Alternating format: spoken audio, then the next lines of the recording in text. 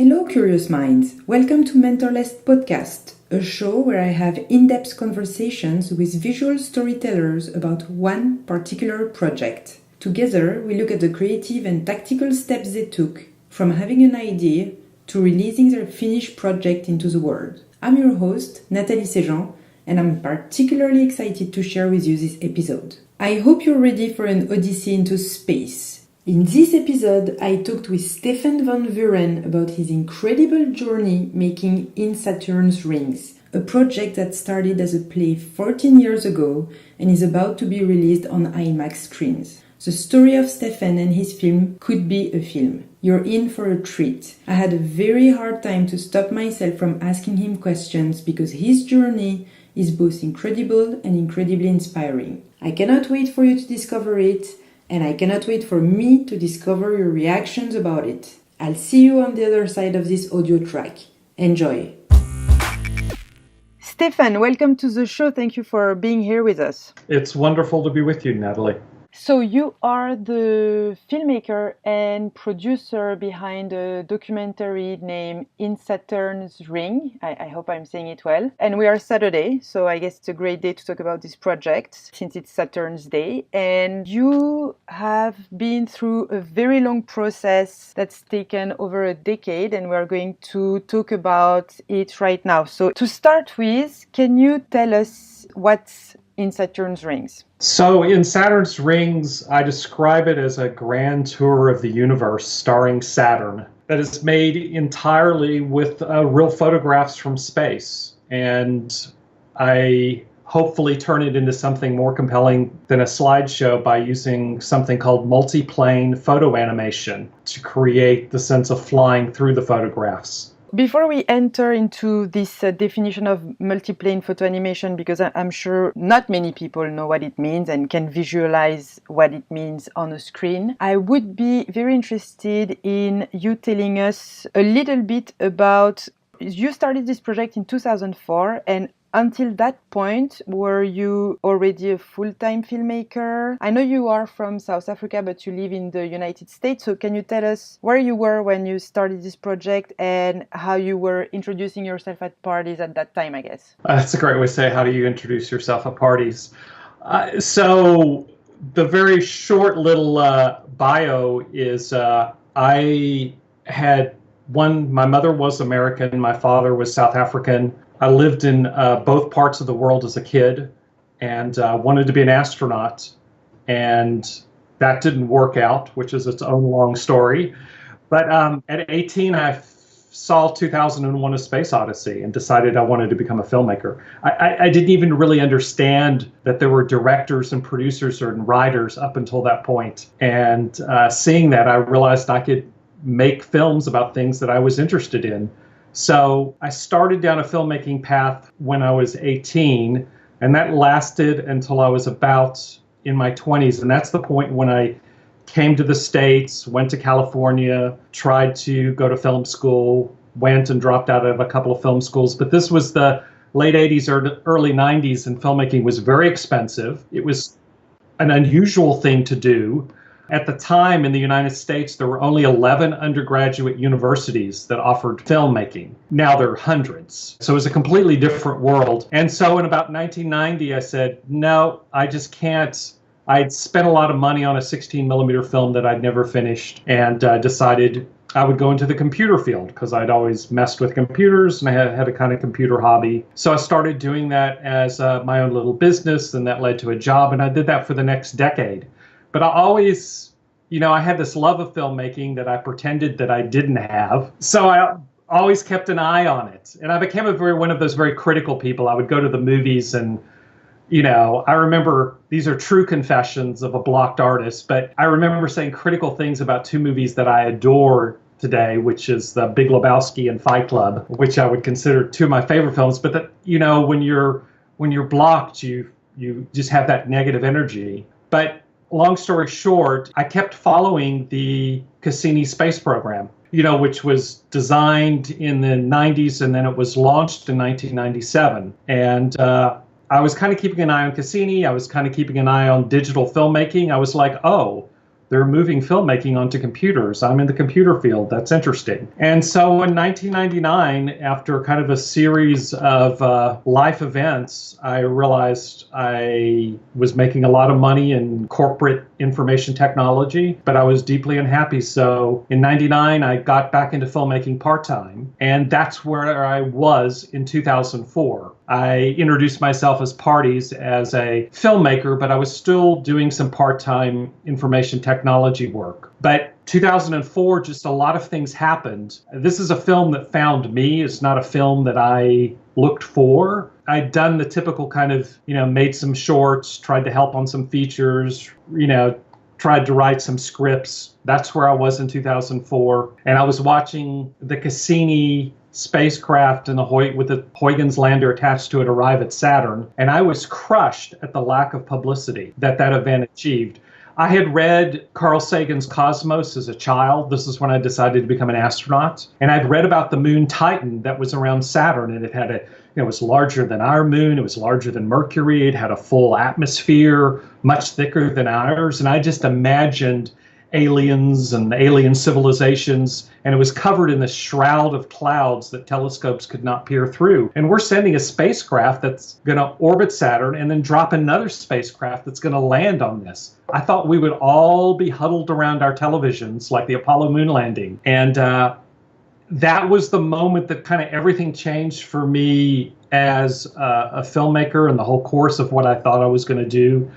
I had a typical kind of map. I'd make more shorts, make a low budget feature, then a larger budget feature. That's the map I had laid out. But when I saw the first photographs come down from Cassini, they were so stunning to me, and I felt no one else was connected to me in this experience. And I wondered, why am I not having a connected experience like we had with the moon landing with other people? And I thought, well, with the astronauts there on the moon, people felt as if some representative, if they were there in some way, they had some point of human connection. And I thought, if they'd only put a motion picture camera on the Cassini spacecraft so that we felt ourselves flying in there, maybe people would feel different. And I became obsessed with this thought. And I knew nothing about all the things that I just mentioned, multiplane photo animation. I didn't know anything about anything.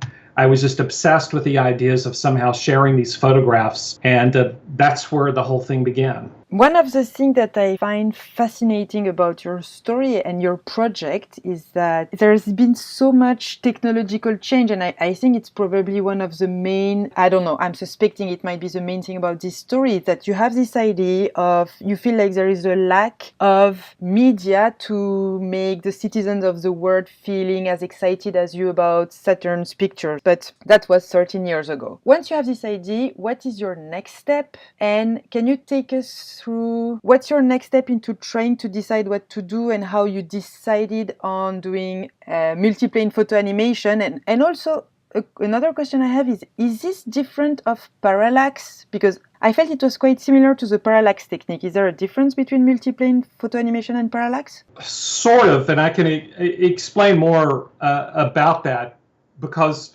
actually the very first thing that I did when I thought about these photographs is I wrote a one-act play. It just happened there was a playwriting competition, and the one consistent thing about this whole story, both the creative and the technical, is that, there's an English saying that necessity is the mother of invention. And that is the story of the film, both creatively, and how to approach where I am now with what kind of film I've made, but also technically what to do. But I had this emotional impulse at the beginning, and there was, I wanted to do something immediately. And there was a one-act playwriting competition, and I wrote a one-act play, which was a dialogue between two people arguing about whether space exploration was important or not. And one character was talking about the photographs.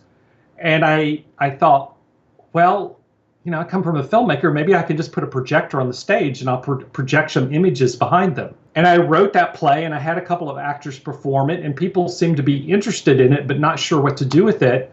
And then I was like, well, wait, maybe I can turn this into like a 5-minute art film. And so that's what I did. That was the next steps. At that time, I had a Panasonic Mini DV camera, and I wrote a script filmed it, didn't really love the results. I wrote several more versions of that script. It became about 9 pages. And I filmed that, and it was like, oh, this is getting a little bit better, but I felt I'd missed something. And then several things happened in kind of short order that completely changed things. The first was I saw, and this kind of addresses your point about parallax and multiplane, I saw a very well done documentary called The Kid Stays in This Picture, which is about Robert Evans, or Bob Evans, the famous 60s, 70s film producer in Hollywood. And the filmmakers approached it as a traditional documentary, but Bob Evans says, yes, I'm happy to actually be interviewed for this piece, but I have one stipulation. I'm old and you may not film me. You may only use my voice. And the filmmakers were quite stunned. They're like, how are we going to make a 90-minute documentary with the guy's voice?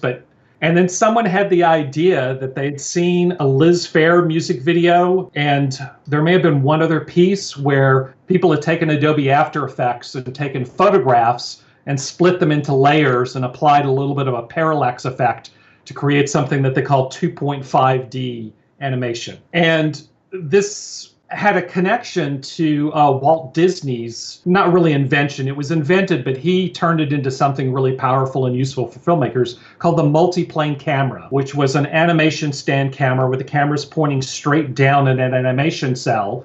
But rather than a single cell, Walt Disney had multiple cells, sometimes 3 up to 11 planes of glass. And this was to create a convincing background, foreground camera move effect. And when I saw The Kid Stays in Its Picture, I got very excited by the potential of 2.5D, which led me to start thinking, it's like, well, maybe I can do something more with these photographs that would be more dynamic. And I was heavily into exploring everything related to multiple planes of images, from parallax to the multiplane camera to things like theater flats, which led to a very interesting little piece of film history. If you remember Lord of the Rings, they had this forced perspective effect, which they attached pieces of the sets to the camera. So as the camera would move, the perspective of the sets would rotate with the camera move. And this is related all the way back to moving perspective flats in old Western films. But it all falls under the umbrella of necessity is the mother of invention. There, they didn't have CGI effects that were convincing, so they had to come up with something that they could work with. And I just had a moment of inspiration when I realized that there must be a mathematical relationship between moving planes and creating the illusion of depth. And this could be applied to photographs, and all these kind of techniques and ideas could be rolled into one thing. And I could use Adobe After Effects as an extremely versatile multiplane animation camera and thus keep the photographs pure. Okay, so I have a few follow-up questions based on everything you said. The first one is, when you said you transitioned from the play to a short film, I'm guessing. Was it a fiction? Because basically, the reason why I'm asking that and what's interesting to me is you start as a fiction storyteller. I'm saying that based on your IMDb and what you just said before, which is you did short films and you were thinking of doing feature films. So initially, you come more from the mindset of, let me build a story around something. A fiction. But then with In Saturn's Ring, at some point it becomes a documentary. So was the short film a documentary style, or was it a fiction? And if it was a fiction, when did you slide toward documentary? That's a great question. The word documentary still seems odd to me. And even though that's where you would find In Saturn's Rings on the shelf or in an Amazon listing, I don't consider myself a documentary filmmaker. And I guess it is a documentary film, but those 2 short films I made, I would call them truly experimental. At the time, I didn't. But now I realize they were truly experiments where I was trying things. What I did is I took the dialogue from the one-act play, and I had 2 actors where I filmed them having a dialogue. Now, they're having a dialogue about real events, but I considered it a narrative piece. I was trying to tell a story through a dialogue. And I was combining that with some very simple, to still Ken Burns styles, kind of slow pan and zooms. By the way, Ken Burns is also something that I rolled up into my recipe, just trying to use photographs in an evocative, emotional way, but in the constraints of a narrative. And the journey into a true documentary has been very, very gradual at a glacial pace. It would be really hard to go back in the 27 or 28 versions of the script that I've written over the years to decide at what point it was still an experimental narrative and at what point it became a documentary. It's been extremely gradual. In Saturn's Ring, you still consider it as an extension or a longer form of what was first your short film, or is there still people narrating? Because from the trailer, it felt like it was more of an experience for the ears and the eyes, but I just heard music, so I assume there was no narrative story, but I might be wrong. Again, really good question. So the evolution is that there's a very important event that happened when I stumbled across this idea of multiple planes of images and doing something far more visually dynamic. Is I was driving in my car thinking about this, and Ferry Corsten did a remix of a William Orbit performance of the music Adagio for Strings by Samuel Barber. And it was a kind of trance remix of that. And I'd always loved that song. I'd seen it in Platoon and Elephant Man. And for some reason, I just had this flash of insight that Adagio for Strings was the perfect music for flying around Saturn. And it was just a completely intuitive creative. I didn't have any logical reason for that. It just felt right. And it gave me this vision of a truly flying through space film that was just music and sound. And so I started transforming the script that I'd written that was an experimental narrative, but it had narration and all this other stuff, into something that was just more purely visual. And basically from about 2008, 2007 to about 2-3 years ago, I just was making it more and more visual until the narration was completely dropped by about 2011. And that's the way I intended it to be until a couple of things happened. One is that the technical difficulties in making a film at this resolution, because I did not intend to make a film for IMAX and giant screen theaters. That thought never crossed my mind. But again, back in 2007, I had a chance meeting. I had gone to Las Vegas, a place that I don't really particularly love to go, but there was a conference there and there are going to be some NASA scientists.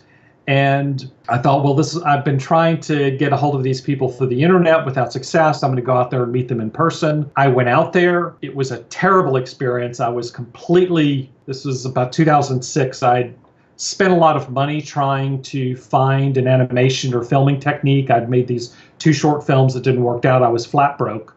I was staying in a terrible, depressing, hardcore gambling hotel well off the strip, and I didn't have money for cab fares. So I had to walk 2 miles to this conference every day. Finally met the people, and it was a disastrous meeting. I can't on the record say all the details of why it was so poorly. I found out later it wasn't me, that this had happened to other people who had been trying to do other creative projects about Saturn. And I was completely discouraged and thought, well, okay, time to move on and get back to my filmmaking. And I was sitting at a lunch table eating a box sandwich, and there was a person sitting across from me, and he said, "Hello, who are you?" And I was like, "Yes, I'm a filmmaker. Who are you?" And he says, "I'm James Hyder, the editor of LF Examiner." And I was like, "I have no idea what that is." He says, "Well, you're a filmmaker. You should. It's the large format industry trade journal." I was like, "Large format?" He said, "IMAX. That's what people call it, IMAX, but that's a company. The technical term is large format, though people are starting to use the word giant screen now." And he said, "So what are you doing?" So I told him I'm trying to make this film about Saturn. I told him about multiplane. And he said, "That's an incredible idea. You've got to make this as a large format IMAX film." And I told him, "You're crazy." I said, "I'm struggling technically already. I don't have any money," gave out my sob story. And I thought that would be that. But while I was there in Las Vegas, I hadn't seen an IMAX film since I was a kid. There was one nearby. I went and saw one, and I knew he was right, because my original impulse that I talked about, that I wanted to share these photographs in a way that people would feel they were there, I realized that the size of the screen matters. And that was a deeply profound insight for me. If I want people to feel as if they're truly there, the image has to fill the eyes all the way through your peripheral vision, and then you feel as if you're there. So this was 2006? Late 2006. Since 2006, you decided to go for IMAX format. I didn't decide, because I told him it was impossible. But it was one of those ideas that stuck in my brain. I knew he was right, but I thought of a lot of reasons that it wasn't. So I started exploring the idea. And in 2007, I started to really see if it was possible. And it was one of those things as like, well, let me just say it's possible and try to see if I can make an image that would hold up on the giant screen. And my first attempt in about 2008, I believe, I went to an IMAX conference with some footage, and Photochem, which is a big lab in LA, was very kind enough to output 2 minutes of footage, which is about $2 a frame, wholesale cost for a one-light print. And it was horrifying. It was on an 8-story screen in New York City. And it was awful. I couldn't believe how terrible it looked, because every pixel, as a filmmaker, you learn things that matter in the frame and things that don't matter in the frame, and how to kind of, hide things. There was no hiding. It was like the dream where you're naked in front of a large amount of people. So I realized that, I was going to have to, believe it or not, this is a very short version of the story. I spent a lot of time trying to come up with ways to get high resolution images. And it wasn't until 2010 that I was able to do so. Okay, I need to stop you because already everything you said makes me want to ask 10 more questions. So the first thing I want to say before I ask you a question is I just want to point out 2 things that I feel are very important in the story you're sharing. These are things that I've been experiencing myself as I'm trying to make my feature film. And those are, what I'm loving so far is that it's obvious to me that your creative process is fueled by your real life. And by that I mean, it's as if you had your chakras open, if you want to believe in chakras or whatever. Is it like creative antennas, let's say? And you're picking up from what's happening in your daily life, the elements that are going to help you move forward on your story. So in a way, it's like you're picking on this stage contest to move forward, and then you find the documentaries giving you hints of where you can go technically, or the music in the radio. I'm just saying this is something I've been very fascinated by, where it feels like it's almost like the universe is sending us elements to help us move forward. And I just love that it shows, or I am hearing it that way in your story, but I love that. And the other thing that I also enjoyed so far is the fact that it's like your first idea, because we haven't finished the full circle of where the Inside Turns ring is at right now, but I'm guessing you reintroduced narration. This is where you were coming to, I guess, but it's like it was your first idea, and then often what you dropped from your first draft comes back later on. At least that's been my experience, where things that I've written in my first draft were dropped for 5 drafts and came back in the 6th draft. But we'll get into that later. I just wanted to make these 2 little comments. Right now, I guess, out of the many questions I have for you, the one I want to start with is, so you go to this meeting, it goes very poorly, you're broke, you say, okay, I'm dropping this project, and then you have this conversation with this editor, and what in your head, like, why did this conversation make you feel like I should continue? Because what I find interesting is that it was just a conversation, but it's not like he got attached to the project, he didn't solve your technical problems, or it didn't bring you any money. What was this switch that make you go from, okay, let's move on to something else, maybe something more exciting or less difficult, to I have nothing solved, but I'm still going? I completely agree with all your insights and the points that you're making. And I think one of those points, your first point about a creative project coming out of your life, your daily life, and what's kind of in the core of your being. And the answer to this question are kind of one and the same thing, which is, the truth about filmmaking is hard. A film is hard. it ultimately, whether it's a director or a writer or a producer or an actor, ultimately it's the force of one person's will that brings a film to life. I think it shares a lot of emotional similarities to birthing a child, or any kind of profound act of creation is ultimately one person has to truly feel it, be committed to it, and see it all the way through.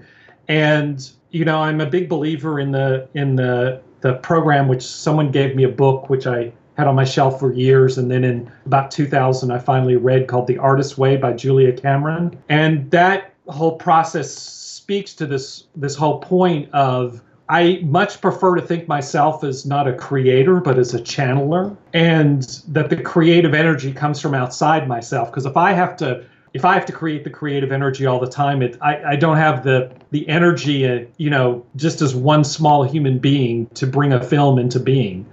But if I attach myself to something that has much more profound energy, and I think our passions in life, what truly moves us, when you're trying to figure out what film projects to pursue, I have learned the hard way that it's got to be something that I just love and that I'm compelled, that's constantly scratching at me all the time. Because that's what happened with that conversation in Las Vegas. Is if I were there just with some idea that I thought would make a good film, I tend to think this would make a good film is almost like the devil on my shoulder. The angel on my shoulder is, what film do I really want to see just for me? What will I regret, even if everybody on planet Earth thinks it's a terrible idea? What do I want to see? And I think that's the faith that I proceed on doing something, like deciding I'm going to go forward through this. Was someone once mentioned a comment to me that says, when you're trying to make creative decisions, realize that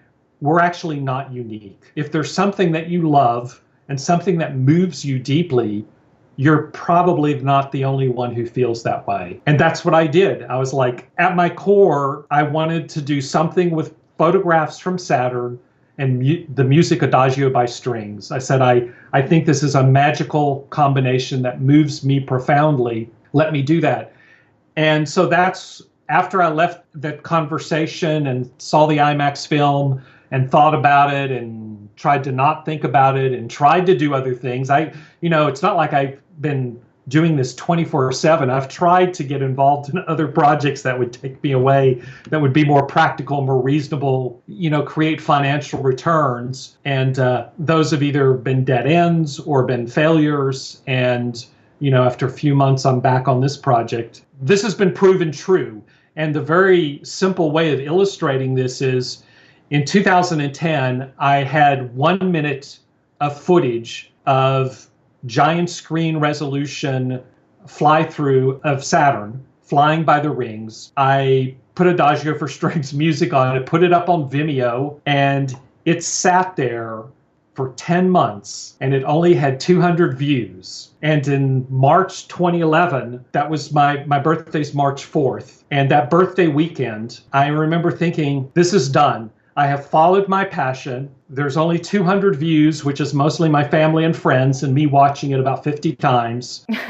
I said, this is just not meant to be. Let me move on. And a couple of weeks before that, I'd sent an email to io9.com, which was a website I was actually unfamiliar with, and said, you're using one of my images from the website in a blog post that you're doing. And that weekend, I got a reply from them that said, oh, we don't think we are. And I said, well, here, you can see this image on my website. And they went to the website and they saw the image. And I got a reply Sunday. My birthday was on a Saturday. And on the Sunday following, they said, oh, we just saw your Saturn clip. We love it. Would you like to do a story on it?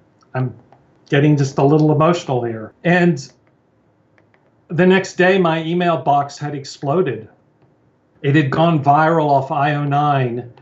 And then a couple of days later, NASA picked up the clip as their astronomy picture of the day. And it just went all over the internet. And it ended up airing on a couple of, science channel shows around the world. and hit about 1 million plays in 2-3 days. Volunteers poured into the project, donations started coming in, and that changed my life. Wow. Okay. You have a great story. I love it. I love it. And I still need to go backwards. There is one thing that intrigues me a lot, and it's you said that until 2010, you didn't have pictures that had a good enough resolution for IMAX. First of all, I'm curious to understand how did you get those pictures from 2004 until 2010? What were the sources? Because to me, when you say NASA picked my pictures as peak of the day, I was like, oh, I thought you were taking your pictures from NASA. And also, like when you contact this website and you say this is one of my pictures, what makes it your own? You understand what I'm like? I'm just curious about the source of your pictures and what was the media you were using from 2004 until 2010 and what changed in 2010? Again, that's a really great question. It's kind of at the heart of what I've spent so much of the time doing. So when I first decided I wanted to do, I had this insight into,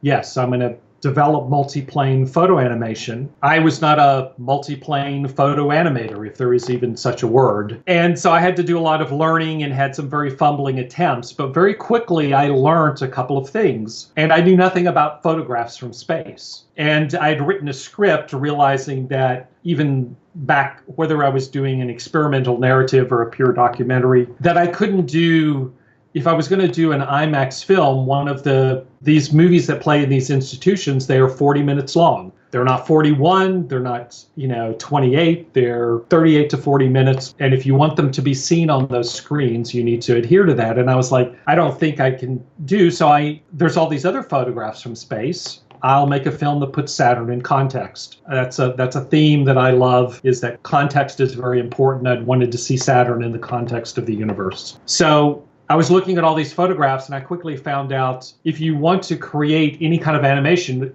we've all done this at a very simple level. We take a picture, it looks very nice. We put it into an editing program of some kind. We start to zoom in. Very quickly, it looks pixelated. It's like, well, that's no good. And I quickly discovered that. And this editor, James Hyder, had given me some phone numbers of some people in the technical side of the industry. And I had conversations with them. And I found out that time, IMAX was 100% film-based. There was no digital projection of any time. And the film recorder used a resolution of 5,600 pixels by 4,200 pixels, which is far beyond HD. And when you actually do the math, because it's a 4:3 aspect ratio, these giant screens, even the 8K cameras that are available today still are a little short on the vertical resolution. So it was a daunting resolution. And it was one of those dead ends. I thought, well, this can't be done. That's where I was when James Hyder said to me, because I was struggling to make a simple photo animation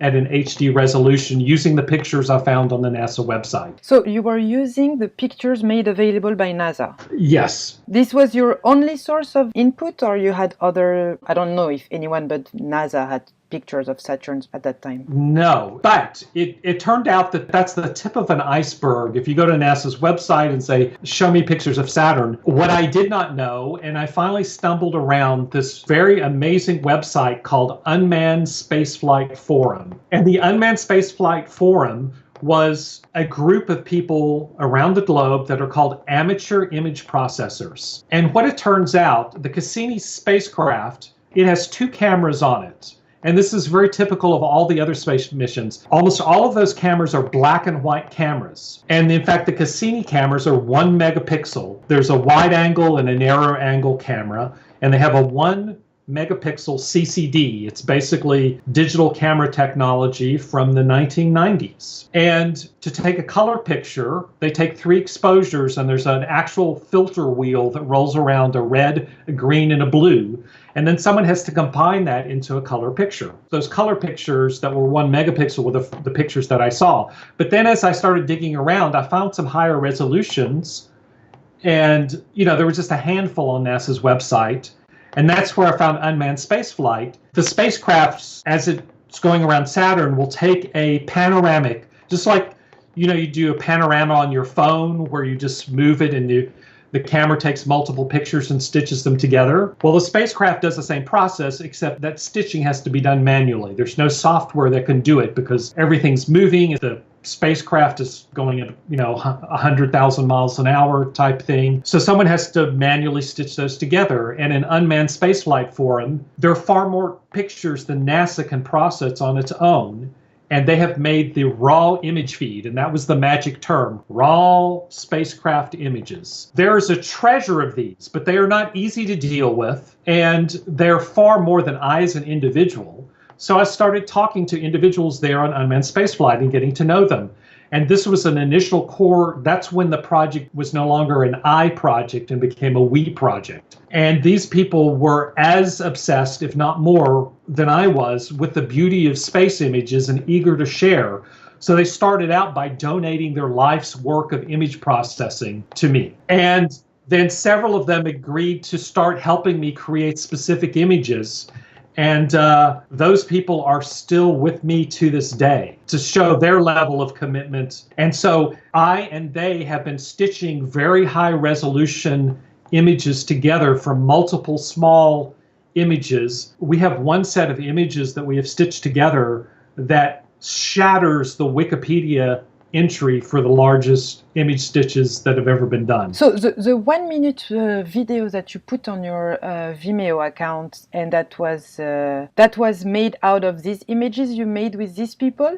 Yes. So I worked on the rings composite image because we needed a very high resolution plane of the rings, and I spent 10 hours a day, 6 days a week for 3 months making the ring composite, and then the body of the planets and the body of those moons were done by other image processors. As each part of that photograph, we needed a high resolution version. And all these 3 months of work from you full time, plus all these other people spread all over the world, I'm guessing, resulted in 1 minute. Yeah, there's probably about, not counting the scientists and engineers who got the spacecraft there, but just the image processing, it would probably one person working for about 2 years for that 1 minute. So I want to go back to this, and there is a point I want to make, but I do have one question that I haven't asked yet that I feel is very important. It's always important when it comes to filmmaking. You said that you were working in computer field, let's say, up until 2004, and then there was a moment where you kind of did half of this, half of filmmaking. And after that, were you full-time filmmaker? I don't know. How are you making a living from 2004 until 2011? Let's say that we stop at 2011 for now. It is always an important question. So I stopped my part-time computer work in 2005 and started doing video production, very typical, commercials, industrials, music videos. So I would do those enough. So I was not trying to be financially successful. I was just trying to survive. And my wife, it can't be stated because my wife is not a spouse. She's also a creative partner, not in film, but she's a visual artist. And she was a part-time graphic designer, and we both did enough part-time work, her in graphic design and me in video production to, just survive month to month. But it was difficult, and we had a really rough time until the clip went viral and we started to get some donations in for the film. Because you were financing everything, right? I'm guessing Yes. There was a lot of, I'm not even talking about the time you were putting in for free, but I'm guessing from what you're saying that there was a lot of technology even for that time, and a lot of expense maybe in hard drives and, I don't know, Yes. processors. Yeah, I had from about 2004 with the 2 short films that didn't work, and there were 2 different cameras and 2 different sets of anamorphic lenses because mini DV was very poor resolution wise.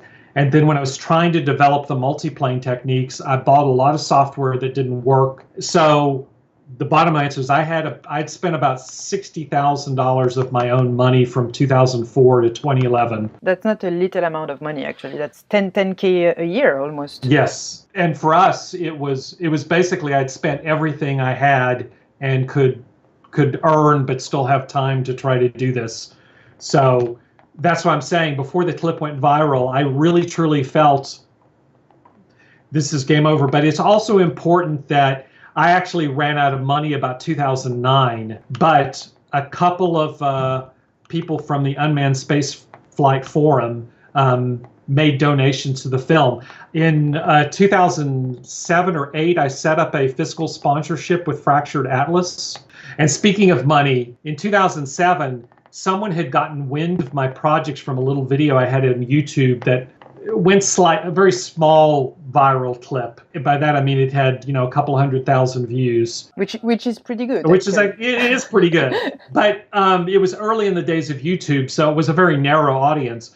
But I had a very questionable offer from a company that I think wanted to acquire the multiplane technology, and they offered me $500,000. Now, I don't think I would have ever seen a penny of it. They were going to spend it on an office and this, and then there'd be some salary. And I think it was very questionable. And I said no. So I'm not sure if it was even real. But, basically from about 2008, 2009, that $60,000 was spent. But there were a couple of supporters via fiscal sponsorship. This was before crowdfunding that put enough money in so I could keep the computers up, keep backing things up until the clip went viral in 2011. So that was a very important part of keeping the heartbeat going during those difficult years when I had nothing to show and was just trying to make it work. And the craziest part to me is that, right now we know it's a 40-minute documentary or just let's call it a film. But back then it was just to try to make a 1 minute. I'm guessing you were just trying to make something not knowing where it was heading. Yeah, it was truly an act of, I don't know. At the time I kind of joked and said, I just must be crazy. This makes no sense. There's certainly no business case for it. The interesting thing is I had people that were more, looking at films from the business proposition. And at one point in about 2009 and 10, I was briefly part of a company that was going to make giant screen films, and they wanted to do a 3-picture deal and find investors. And I was one of the 3 pictures. Fortunately, I got out of that situation, which ended very poorly because they were choosing projects for what's a good film for the market. And ironically, the film that they chose, they got feedback from the theaters that it was not a good film for the market. Whereas I get feedback that my film is actually, because the subject matter is space, which is a very good subject matter for, giant screen theaters. So again, I think it goes back to what we talked about at the beginning. I was just driven by this idea of sharing images on the giant screen, real images from space.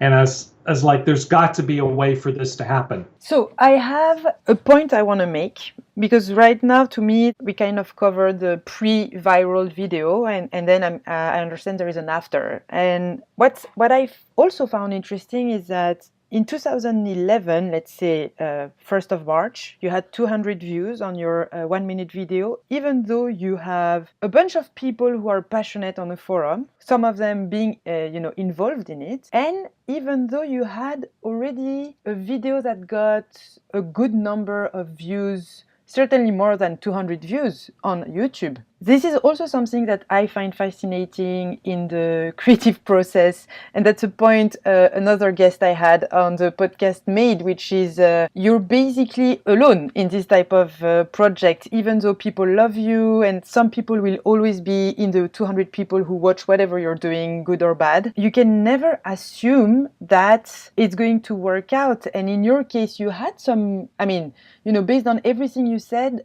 I understand how heartbreaking it must have been to have only 200 views, and I find it so surprising actually that it didn't reach more people. And I'm wondering, when you put it on your Vimeo account the first time, did you reach out to some websites? Did you do any attempt to have it be seen, or did you just put it as thinking it would find its audience? I don't remember all the things I specifically did. I went back, I did a 10-part series on my blog post where I tried to write down everything I could remember about the process of making the film, because that was a question I had about myself too. It's like, why didn't I put this everywhere? And I did find that I had sent out the clip, but I probably sent it to the wrong places. I was trying to send it to astronomy and space-focused groups. And this also, you have to think about the internet in 2010. Social media was not present. So mechanisms for people to share things was very different. And around 2010, I strongly believe that this film kind of could only have come into being when it did.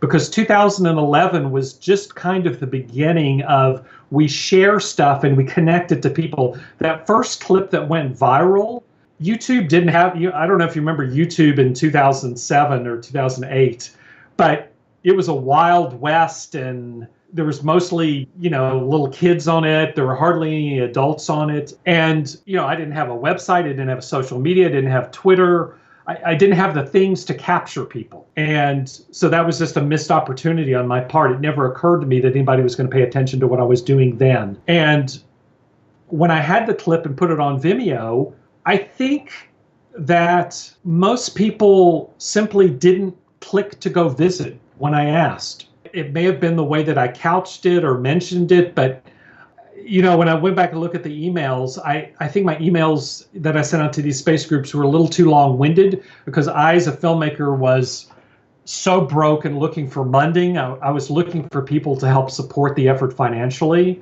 And I think that I sent my emails straight into the, and I was looking for grants. I was very much trying to find some source of funding to take it to the next step. And also at that time, I had kind of lost my faith a little bit in the power of the word that didn't exist at the time, crowdsourcing. I was trying to find a company or a partner. So that's who I was sending out emails to, production companies, granting organizations. I was in this 3-picture deal trying to get them to fund it. I was barking up the wrong trees, the simple answer. It's super interesting because your project is following the evolution of technology and social media and the way we exchange and it's it's interesting. Now we're entering the part where you had the viral video, and I don't want to go too fast in the future. I want to follow a little bit more the evolution of your project. So one day everything changes. People start reaching out to help out on the project. I'm kind of interested though, at the moment you realize people are watching your video, how did you, like you just said you missed an opportunity before, how did you transform this one into a real opportunity? Did you put up a website during the night? Did you create a PayPal button for donate? How did you make sure this time that this opportunity was going to become something more than just people watching your video? Well, I realized I misspoke earlier. What I meant to say is I didn't have a website that was set up to capture people well.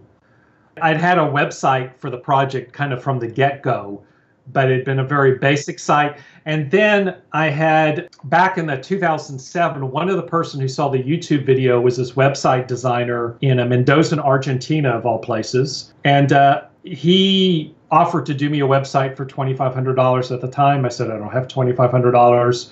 So he ended up being inspired by my passion of me trying to figure out multiplane, that he made this beautiful website for me that was very beautiful to look at, but it had no easy way for people to sign up for newsletters or follow along the story. It had no blog, that type function. And that's what I had. But before the clip went viral, I had done a couple things. One is I'd moved the site over into a WordPress that you could sign up for a newsletter. You could make a donation to Fractured Atlas at the time. And those were in place when the clip went viral. Nobody was using them at the time, other than a handful of people.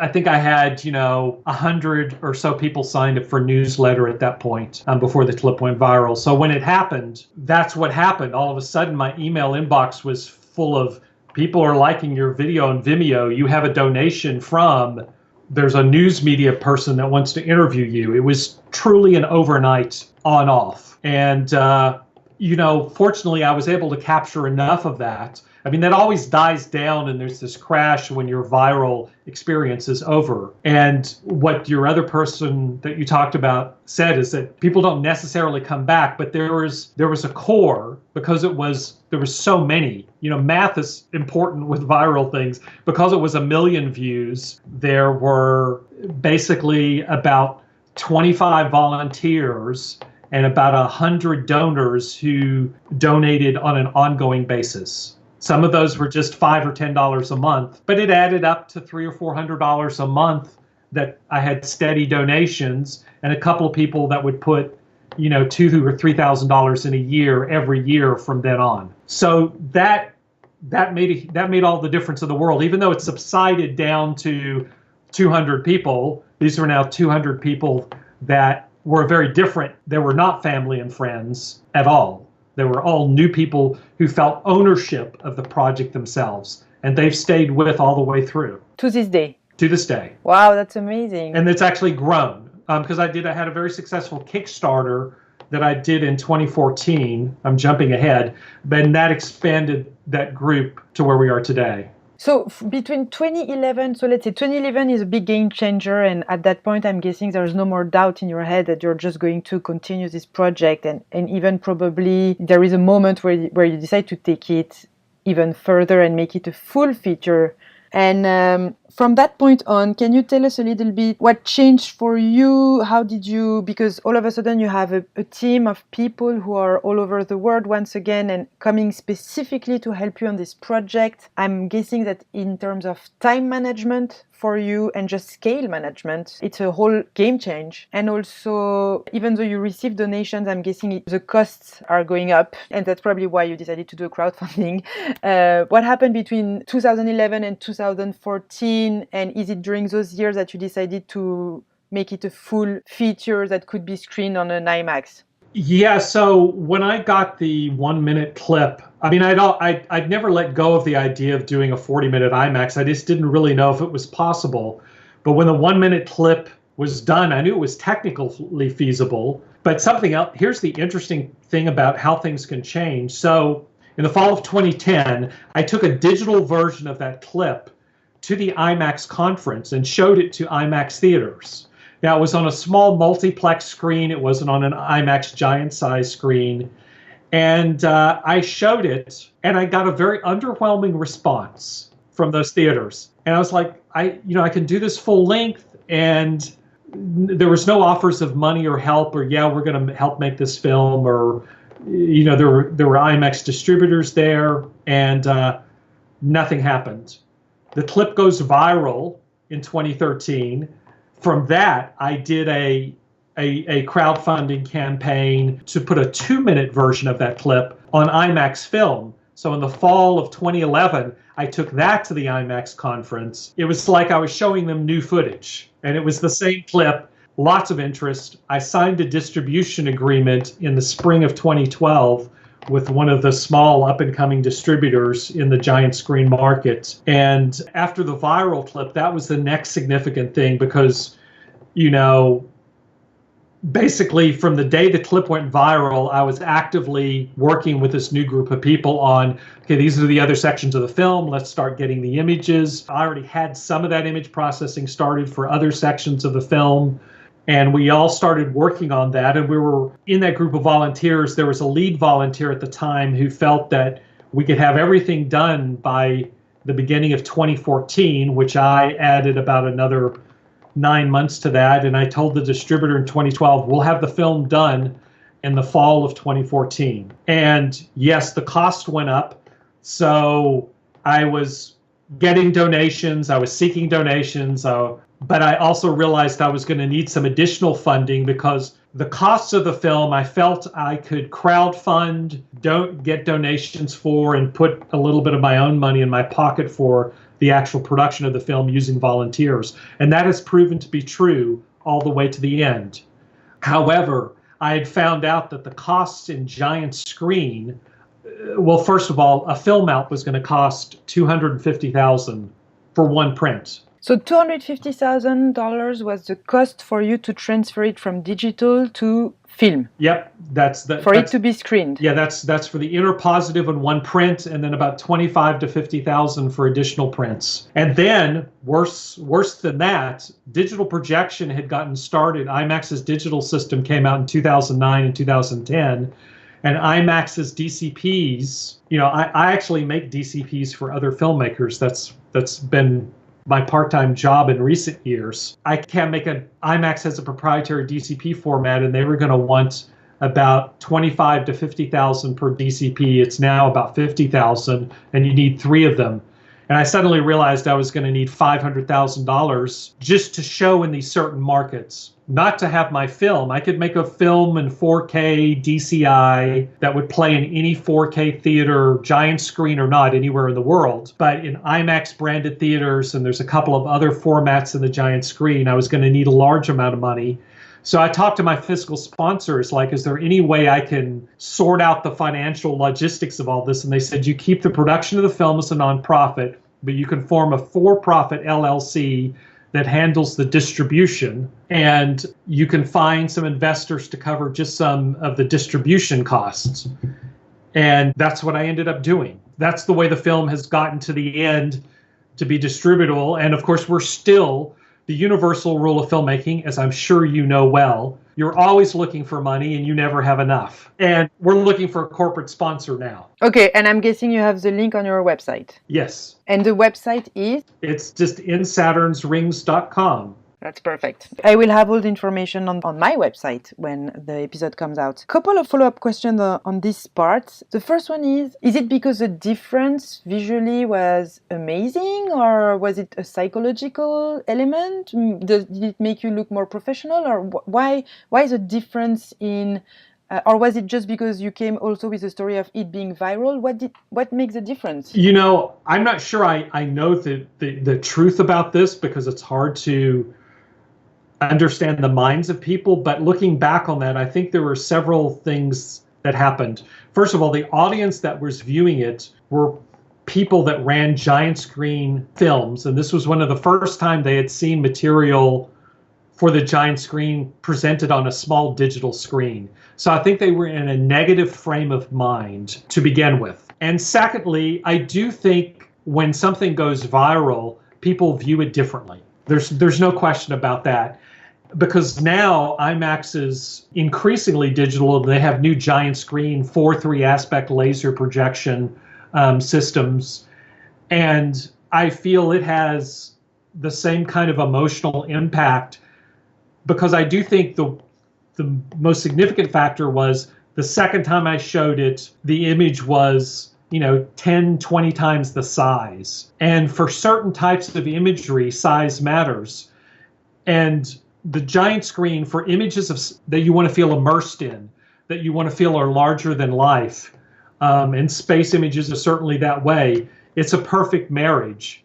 So I think that ultimately, that's what I believe. And I base this on having friends of mine. Well, I'll put it this way. My wife Marie has wonderfully followed me along on this crazy journey. She's been a very supportive, both a partner, but also a fellow artist, understanding, why I'm doing this. But at the same time, you never are really sure when people are going down something that seems like a kind of crazy road.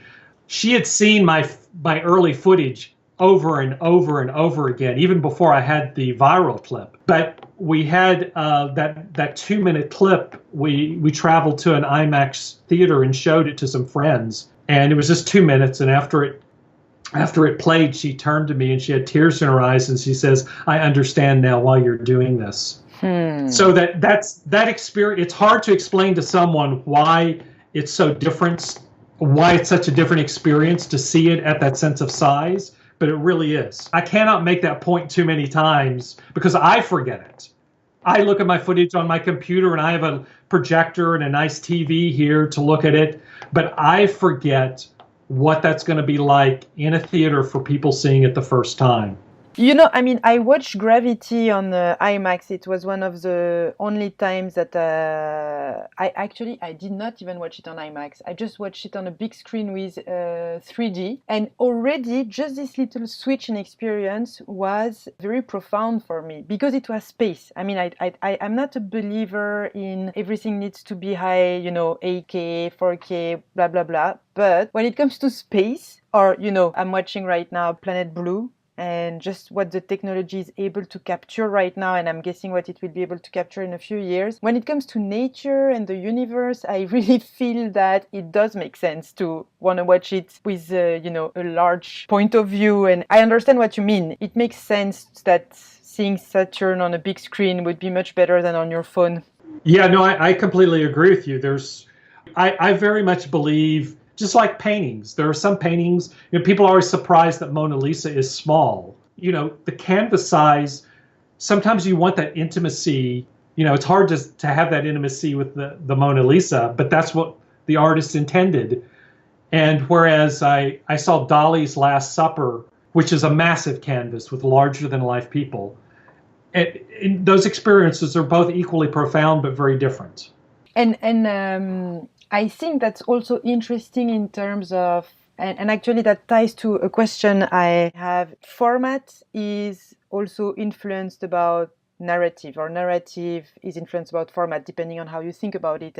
And based on what you were saying, also, I think that's the problem with VR today, which is it's not enough to have the ability to shoot something in VR. You also need to have a story that works with this medium. So my question is, in terms of your script, your narrative, we never really finished this section. How did you develop from this 1 minute? How did you develop a story or a journey? Was it based on the music or based on the material you were finding? How did you work out this experience to make it something that has I'm guessing, a beginning, a middle, and an end? That was a very challenging process, and it was one of those things that I was struggling with greatly during the whole journey, and will struggle to until the final little tweak is made in the film. But it maybe about 2012 or 2013, I had a very profound insight. I heard some filmmaker talking about a found footage documentary, and I realized actually that's the closest genre to what I have, is a found footage documentary, because the process that I use to do these multiplanes, at its very core, in order to do a multiplane shot, I need a background, a middle ground, and a foreground.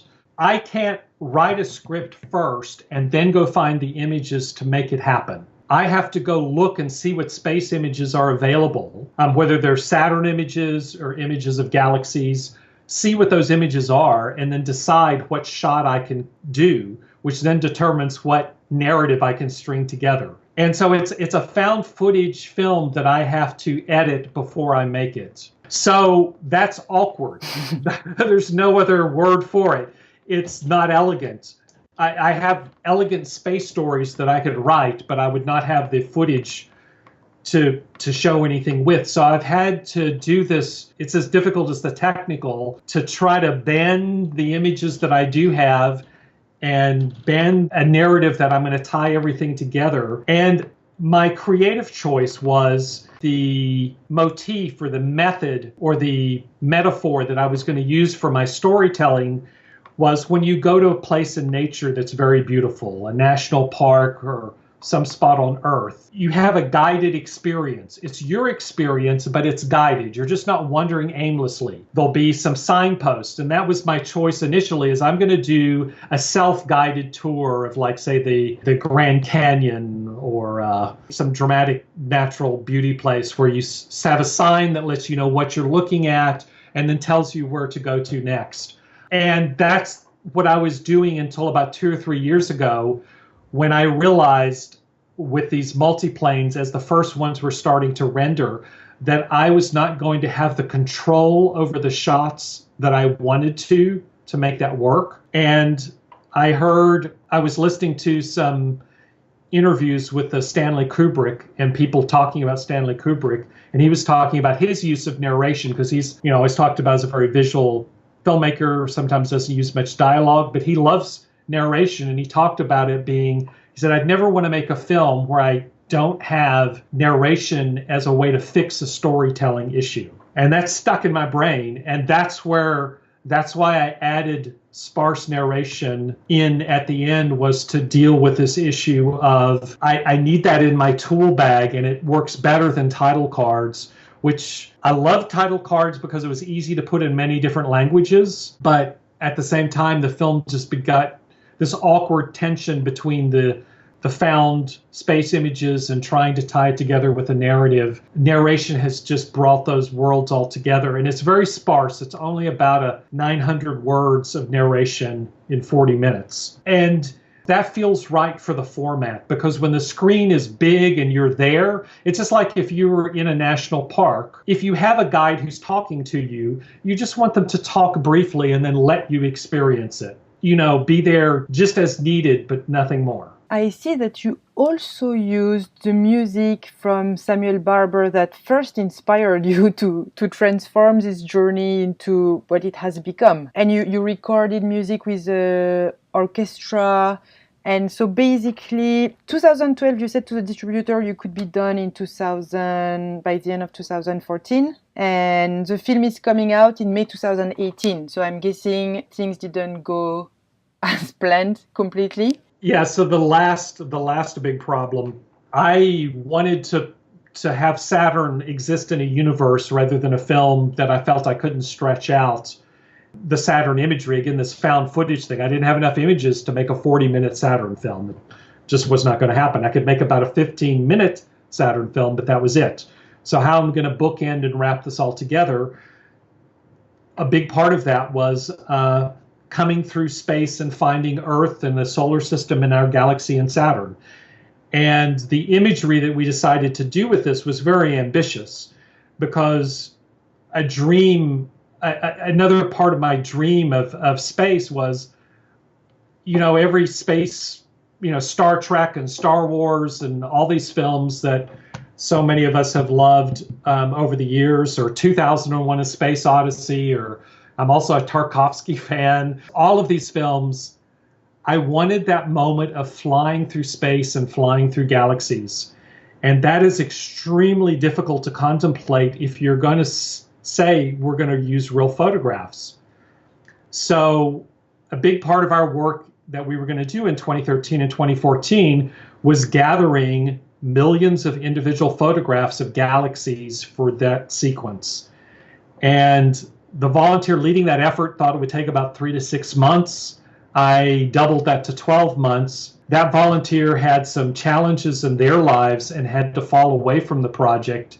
And when I looked at where we were with that, I realized that was completely impractical, and it was going to take probably 3 years. So I had a choice. I had announced to the world, the distributors, all the donors that were supporting the production, the backers that were working on the distribution end. I had this group of people, and I could tell them, okay, we'll make a 15-minute Saturn film that can be released in 2014, or this is going to take a lot longer. My vote is take a lot longer, but I can't do it on my own at this point, certainly. And without exception, that group of people said, let's do it. But one of the Kickstarter backers was this guy named Bill Eberly, who is a young computer programmer and space nut in Omaha, Nebraska. He came on board and took over this lead role. And it did take us 3 years, but we pulled it all off. That's what we did, is we just buckled down, and the project kind of disappeared. Like, for example, I spent 9 months of that period doing nothing. I went through all 5.5 million galaxy photographs that we captured. I went through all of those to pull out stars and jet trails and things that, we didn't know until we got into it that were going to cause problems. So we just buried ourselves in that task, and people kept the faith. The audience kept the faith. The distributor, everyone there were some times where people were like, I'm not sure if we're keeping the faith or not. What the hell is going on there? It wasn't easy, but it's done. I'm a little bit curious about the deal with the distributor. I don't know if you can talk about it, because basically there's dozens and dozens of people who've worked for free, I'm guessing. Yes. That's why they're called volunteers. And then you have a distributor that is going to deal with having the film, the copies maybe, and then having deals to have it screened everywhere in the world, or at least maybe in North America to start. And how does it work for you? Like, how is this something that has helped you develop? Maybe have you started working on a new project? Is it something that financially you can recoup, or you and all the volunteers can have money if it's working? I don't know. That's too many questions in one question, but answer what you can and want. Okay. Well, the production of the film has remained a nonprofit, all-volunteer undertaking, and that's through a fiscal sponsor, which is in the United States, a fiscal sponsor. People can donate and get a tax deduction for those donations, and that's the way the project started. But I'm not a nonprofit myself. That's the fiscal sponsor term. Those donations come to me, and they're income and technically taxable. But it's a very good arrangement because I don't have to create a nonprofit and have a board of directors and all the baggage that comes along with it. So a lot of arts organizations in the United States use that financial structure, and there are other filmmakers doing that structure. And typically those are for films that go out and nobody makes any money, and that's the end of the day. When I picked up the distributor, that's when I went to my fiscal sponsor and said, well, how do I handle this? And so that's where I created an LLC for the distribution, and the distributors involved with that LLC. That LLC licenses the film from me, and that LLC then distributes the film as a for-profit thing into the world. Now, there is a little bit of money that could come back to me potentially, but it's so little that it's not something that I'm planning on. Even if the film does, plays in a number of theaters, and there's a far more potential for income in the giant screen industry than there is in independent film. But, because a film could have 50,000 people see it at one theater over a six-month period, and they're paying $15 a ticket. So you don't need to be a math whiz to realize that's a large chunk of change. However, the theater is only paying about $1 per person off that ticket, and then the distributor and the people that are helping fund the distribution, they get all of that. If there's a little trickle left over for me, then yes, I can share it with the volunteers, but I can't share it with volunteers that were donors, because by IRS law, if you donate to a project, you cannot earn a donation. But I do have some people that have donated just to me personally via PayPal, so they don't follow in. So there's a lot of accounting. I'll throw in one little aside, is I think every filmmaker should have a really good accountant.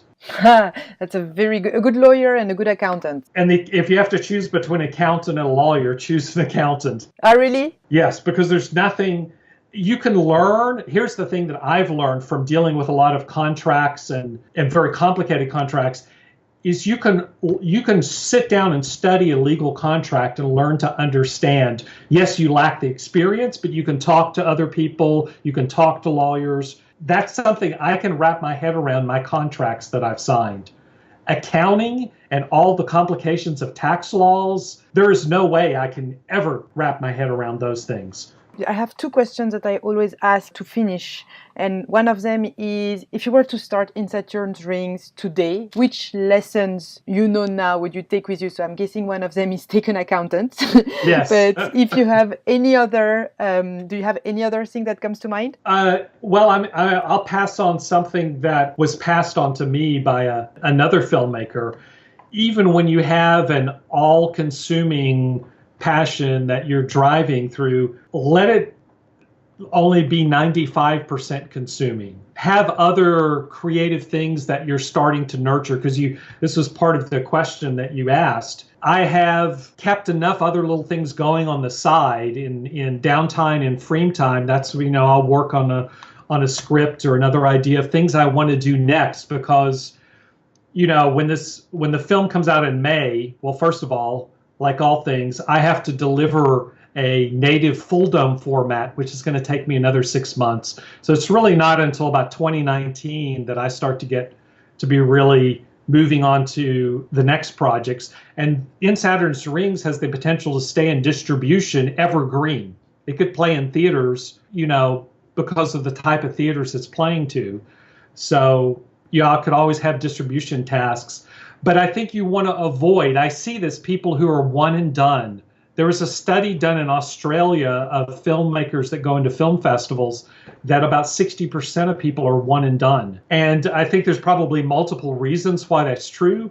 But one of them is, I poured 13 years of my life into this film. Someone's going to watch it in 40 minutes, and my conversation with them is going to be, oh, yeah, I liked your film. What else do you have? So I think it's very important, but I think emotionally and spiritually, your other creative activities inform your main task, and also they give you energy and perspective on what you're doing. So I think it's important to always kind of have a little too many irons in the fire all the time, even if you have one thing that technically is consuming everything that you do, because it also prevents that kind of crash when you're sitting there and go, well, what do I do now?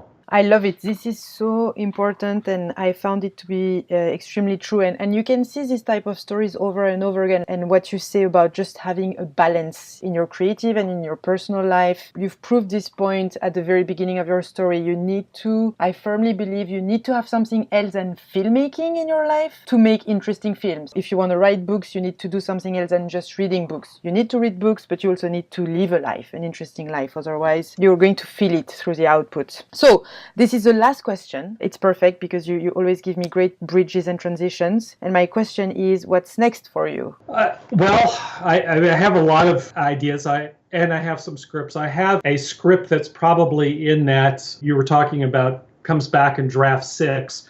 I have probably draft 5 of a tragic fable story about the loss of the creative spirit based on my life in corporate America, but it's set in a futuristic Victorian, which someone pointed out to me is called steampunk. I'm still a little kid, and if I ever had a success, my big budget project fantasy would probably be, I would love to do a reboot, since Hollywood loves to do reboots. I would love to reboot 2010, the sequel to 2001.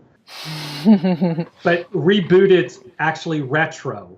Reboot it as if it were made in Kubrick's 2001 world.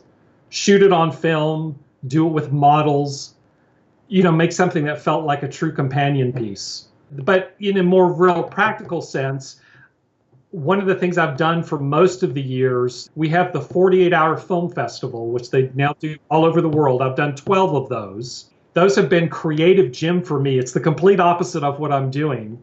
And 3 of those I want to make as proper short films. The ideas just came together. Of course, in 48 hours, you can't do what you want to do technically. But I've written scripts. I've got finished scripts for 3 of those. And those are the very first things I'm going to do while I'm pursuing these others. Non-48 narrative filmmaking is I'm going to make those shorts as the very first thing I do. Well, this is amazing. It's been an amazing conversation for me. I've been very inspired by your journey. I mean, I know it's just a % and it's made out of shortcuts, but I think it gives a great overview of what it takes and how the creative journey can be full of obstacles that we know, but also surprises. I don't think you imagine you would end up having your film on an IMAX screen, and that's what I love. And I want to thank you for your generosity, your transparency, and your time. I will put on the site all the information related to the film, on how people can find you, follow you, if they want to ask more questions. And I look forward to seeing what's going to be the next short or feature that you're going to come out with. Thank you very much, Stephen. Well, thank you very much too. I want to thank you for what you do, and your newsletter has been a part of my journey too, because it's one of those things I do as a little nurture creative stimulation for myself. So it's important to know that what you do for the creative community that you've built has real tangible, practical results in the creative output of other artists. That's amazing. Thank you so much for saying that. This episode was produced and edited by me, Nathalie Sejean. The music was created by French artist Soul of Bear. You can discover their techno universe on SoundCloud at soundcloud.com/soulofbear. You can find all the show notes along with all the previous episodes on mentorless.com/podcast. It is also the place where you can go to submit your story. If you completed a creative project that taught you unique lessons that you'd like to share, go to mentorless.com/podcast, click on the form at the bottom of the page and submit your story. If you like the show, don't forget to subscribe on iTunes, SoundCloud, or any app you're using to listen to your podcast, to rate the show and leave a comment. This is the best way to help the show because the more positive reviews it gets, the higher its chances to be discovered by other curious minds. Thank you so much for sticking around until the end. I'll see you in 2 weeks for our next episode.